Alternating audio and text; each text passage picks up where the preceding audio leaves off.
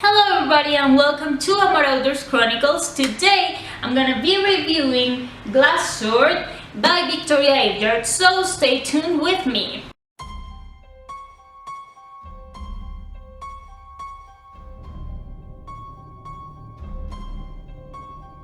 Okay, so I'm gonna be doing this video in English since Glass Sword hasn't been published in Spanish yet, and it's been published in English like a week ago, and I want people from the UK and from USA, yeah right, to watch my video, so that's why I'm doing it in English, but it's gonna be subtitled so you can stay here. I mean, you can read my words in Spanish right here, okay?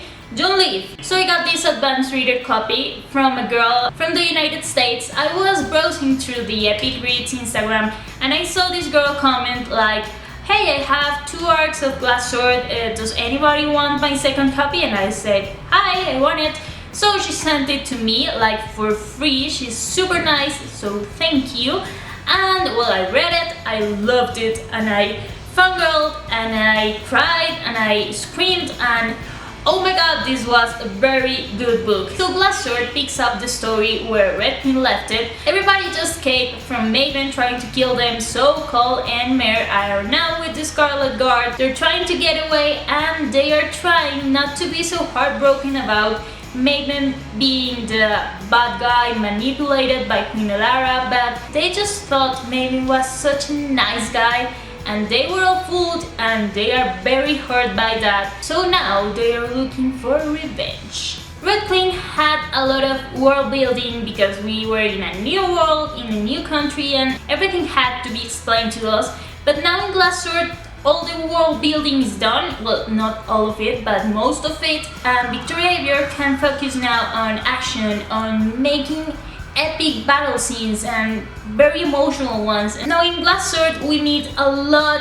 of new characters, a lot of new bloods, a lot of people with new amazing powers that no Silver has, and everything is going down the path of civil war. There are a lot of plot twists, you can't see what's coming at the end, and everything is just mesmerizing, you know? So our Red Queen, Mare, was getting to know her powers, and she was basically just a puppet for Queen Elara and Maven, even if she didn't realize that at the moment. The thing with this book is that the power balance is a lot more balanced, you know, because the Scarlet Guard is this huge organization that it's very powerful, has assets on every single country, and Mare is this strong woman who can now be in charge of the rebellion, being the face of the rebellion and try to defeat everything Maven stands for. As I was reading this book, I was realizing how deep Cole and Mare changed through the book, because you know, we have Mare who apparently has very clear goals, but they are like clouded with hatred and vengeance, and that would not end well for her because she's lost in this spiral of vengeance, and it's slowly losing herself, you know? Every step she takes brings her closer to a line that, once crossed, it's gonna change everything. It's gonna change her, it's gonna change the way she connects with other people, it's gonna change the way other people look up to her or see her, I don't know. Do you remember when Julian said on Red Queen that anyone can betray anyone? Well, I think that works for oneself, you know, because there's some things you can't do without betraying who you thought you were, and that changes you, and you're betraying the person you were supposed to be. You're becoming the worst version of yourself. And that's kind of what's happening to Mare in this book. She's all about vengeance, she's all about killing Maven and Elara, and she's losing herself in that anger, and everybody's trying to keep her sane for all their sakes, and they're not succeeding. Mare is spiraling down and she's gonna lose her mind eventually, you know? On the other hand, Cole's change is subtle, you know? He is this broken and betrayed prince, and he's lost in the first pages of this book, but then eventually he realizes that it's of no use to pity himself, that he has to be in charge in any way he can. He has to help the Scarlet Guard, he has to I don't know, get to talk to her brother or maybe kill him or anything, but do something. So as the pages go by, we can see how Cole begins to be more important to the cause, to the rebel cause, to the Scarlet Guard.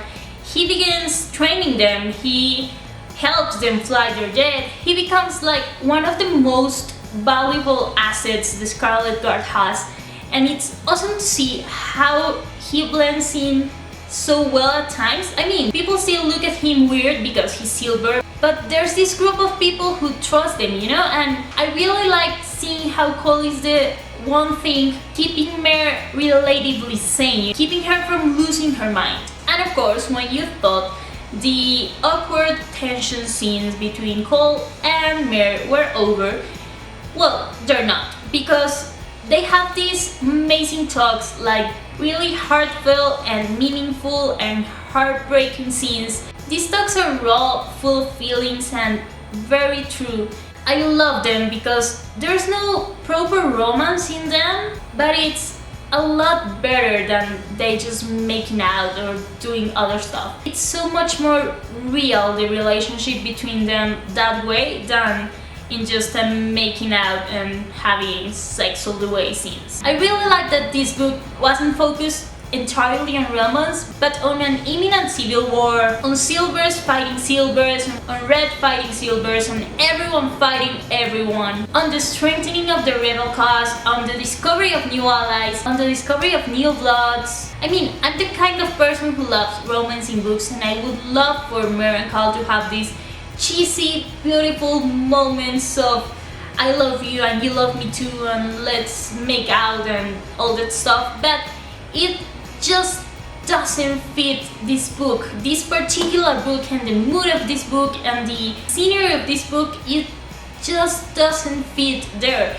They're beautiful and I love how they talk, I love how they say things to each other, and I love that they know deep down that they're meant for each other eventually, but they're too damaged now to have something real, like a real relationship. So I thank Victoria Aveyard for not focusing the book on that romance, but on the action, on the fights, and on the discovery of everything that's new in this world that we haven't met before. And what can I say about the ending of this book? It was epic, surprising, painful, unexpected, and left me hanging from a thread, okay? It was such a cliffhanger. I didn't think the book would end that way, like in a million years, because I saw certain characters so stern in their decisions to not do certain things that I was surprised at the end. By my colors, I was like, oh my god, I have so many theories now for book 3, and book 3 is not coming out who knows for how long, and all my theories are so not optimistic. I'm gonna crawl in my sofa, cry and die. I really love that in the end you fully understand the motto of this book, that is kneel or bleed. Everybody has to kneel or they will bleed and they will die. I'm not gonna say who kneels and who dies or doesn't die or whatever, but you have to read this book. It's fantastic. It's an amazing installment in a series and I can't wait to read book 3. Let me know in the comments if you have read the book already, if you wanna read it, if you like this review, and don't forget to like this video, subscribe to my channel, follow me on all my social media. I will see you soon in this channel. Bye!